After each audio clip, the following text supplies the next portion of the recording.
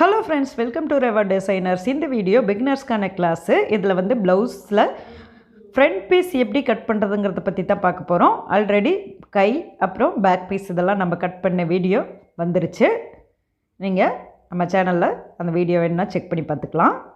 இப்போ front piece எப்படி cut பண்ணுறதுன்னு பார்க்க போகிறோம். அதுக்கு முன்னாடி நீங்கள் என்ன நம்ம சேனலை சப்ஸ்கிரைப் பண்ணலைன்னா சப்ஸ்கிரைப் பண்ணிக்கோங்க. அப்போ தான் நான் போடுற வீடியோவோட அடுத்தடுத்த நோட்டிஃபிகேஷன் உங்களுக்கு உடனே வரும். வாங்க எப்படி கட் பண்ணலான்னு பார்க்கலாம். இந்த பேக் பீஸ் வந்து நம்ம கை வெட்டின பக்கத்தில் கரை பக்கத்தில், அதாவது ரெண்டு பீஸ் தனித்தனியாக இருக்கிற இந்த கரை பக்கத்தில் இந்த பேக் பீஸை வச்சுக்கலாம் நம்ம முன்னாடி பக்கம் வெட்டுறதுக்கு. இப்போ நான் வச்சு காட்டுறது இது வந்து ஸ்ட்ரெயிட் கட். ப்ளவுஸ் வந்து நேர் கட்டிங் போடணும் அப்படின்னா நம்ம இந்த மாதிரி வச்சு கட் பண்ணால் ப்ளவுஸ் நேர் கட்டிங்கில் வந்துடும். இதையே இது திருப்பி இப்படி இந்த முக்கோணத்துக்குள்ளே கரெக்டாக இந்த ஷோல்டர் பக்கத்தை உள்ளே இப்படி இன்சர்ட் பண்ணோம்னா இது வந்து கிராஸ் கட்டிங்க்கு நம்மளுக்கு வந்துடும். இதில் வந்து ரெண்டு அளவையும் ஸ்ட்ரெயிட் கட் கிராஸ் கட் ரெண்டையும் நான் வச்சு கட்டிட்டேன். நம்ம இப்படி வைக்கிறது மட்டும்தான் நம்ம கட் பண்ணும்போது அது வந்து ஸ்ட்ரெயிட் கட்னால் அந்த மாதிரி பொசிஷனில் கட் பண்ணணும், கிராஸ் கட்னால் இப்படி இந்த மாதிரி பொசிஷனில் நம்ம மாற்றி கட் பண்ணிக்கணும். இப்போ இது கிராஸ் கட்டிங்க்கு நான் கரெக்டாக வச்சுருக்கேன். இதில் வந்து நம்ம வந்து அளவு ப்ளவுஸ்லேருந்து எடுக்க வேண்டிய அளவு 2-3 இருக்குது. இதில் வந்து ஒரு அளவு இந்த மாதிரி சைடு ஜாயின் பண்ணுற இடத்துல முன்னாடி பக்கம், அதாவது முன்னாடி கப் ஷேப்போட அளவு முடியிற இடம், அதோட பட்டி ஸ்டார்ட் ஆகிற இடம், இது ரெண்டுமே நம்மளுக்கு ஒன்று தான், ஒரே இடத்துல ஜாயிண்ட் ஆகும். அந்த அளவை நம்ம மார்க் பண்ணிக்கலாம். அதே மாதிரி ஊக்கு பக்கத்துலேயும் அந்த பட்டி ஜாயிண்ட் ஆகிற இடம், அந்த கப் ஷேப்போட ஃப்ரண்ட் பீஸு முடியிற இடம், இந்த ரெண்டையும் நம்ம மார்க் பண்ணிக்கலாம். அதோட நெக்கு இந்த முன்னாடி கழுத்து வந்து எப்போவுமே நம்ம ஊக்கு பக்கம் எடுத்துகிட்டு நம்மளுக்கு கொஞ்சம் ஈஸி. இதே நம்ம வந்து ஊக்கு மாற்ற பக்கத்தில் எடுத்தோம்னா அது வந்து செப்பரேட் பீஸ், அதனால நெக்கு அகலமாக போகிறதுக்கு வாய்ப்பு இருக்குது. ஸோ இந்த ஊக்கு பக்கத்தை எடுத்துக்கிட்டோம்னா நம்மளுக்கு வந்து 2 அளவுக்கு அது கரெக்டாக போயிடும். அதை வைக்கக்கூடாதுன்ட்டு இல்லை, ஊக்கு மாற்ற பக்கத்தை வச்சுக்கலாம், ஆனால் அதோட அளவை குறைச்சி வைக்கணும், அவ்வளோதான் வித்தியாசம். இப்போ வந்து நம்ம இந்த அளவெல்லாம் மார்க் மட்டும் பண்ணிட்டோம். இதை மட்டும் இப்போ கட் பண்ணிக்கலாம். இந்த ஷோல்டர் பேக் பீஸோட அளவு, ஆம்கோல் பேக் பீஸோட அளவு, அதே மாதிரி நெக்கு நம்ம அளவு ப்ளவுஸில் மார்க் பண்ணியிருக்கிற அளவு. இப்போ இந்த ஷோல்டரையும் கட் பண்ணிக்கலாம். இந்த பேக் பீஸில் என்ன அளவு இருக்கோ சேம் அளவு தான். இப்போ சைடு, இந்த சைடு பீஸ் பார்த்திங்கன்னா நம்ம அளவு ப்ளவுஸ் வச்சு அந்த பட்டி ஸ்டார்ட் ஆகிற இடம், அதோட கப் ஷேப் முடிகிற இடம் அப்படின்னு சொல்லி மார்க் பண்ண அந்த பாயிண்ட் வரைக்கும் கட் பண்ணிக்கலாம்.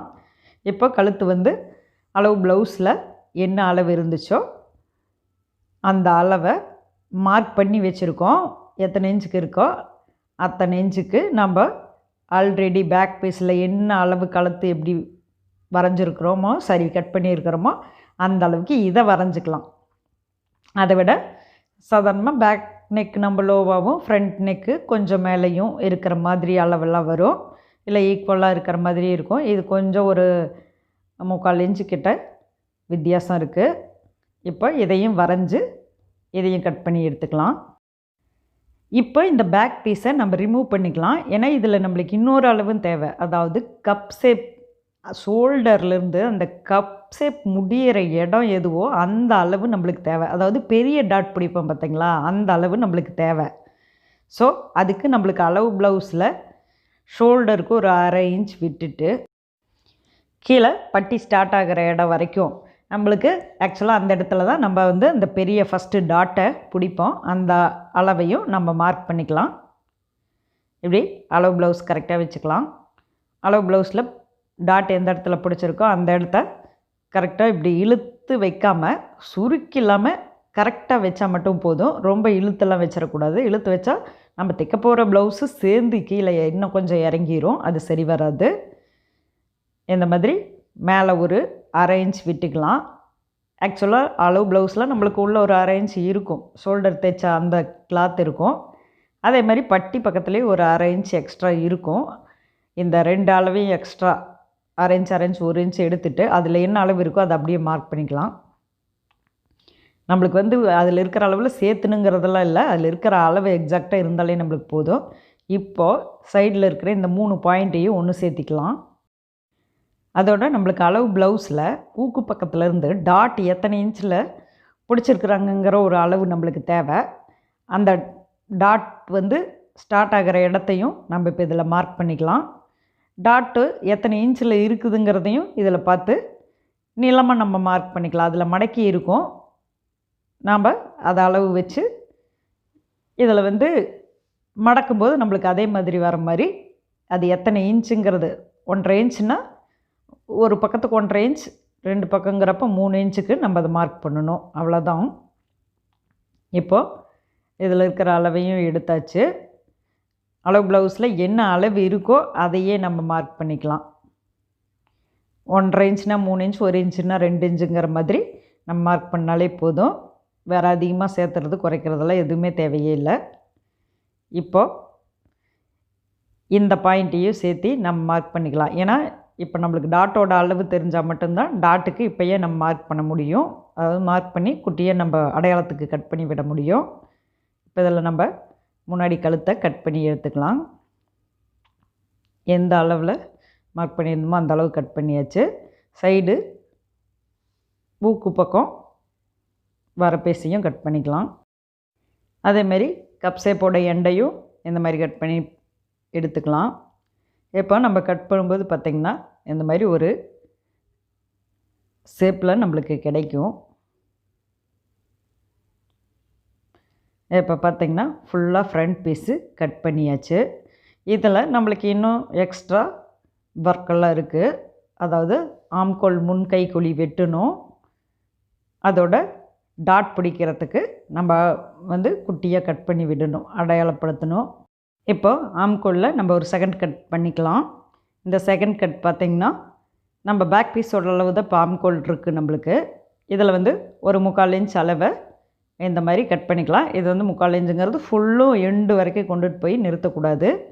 நம்ம வந்து உள்ளே கிளாத் விட்ருக்குறோம் பார்த்திங்களா, தையல் போடுறதுக்கு. தையல் ஃபஸ்ட்டு தையல் எங்கே ஸ்டார்ட் ஆகுதோ அந்த இடத்துக்கிட்டே அதை நிறுத்திக்கணும்.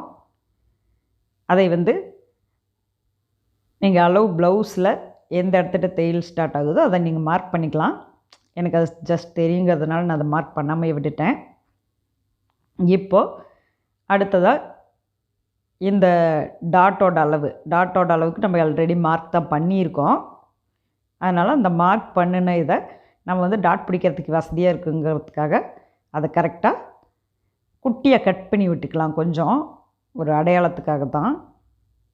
இந்த மாதிரி டாட்டை வந்து இப்படி மடக்கி பார்க்கும்போது இந்த 2 அளவும் நம்மளுக்கு கொஞ்சம் கரெக்டாக இருக்கணும்.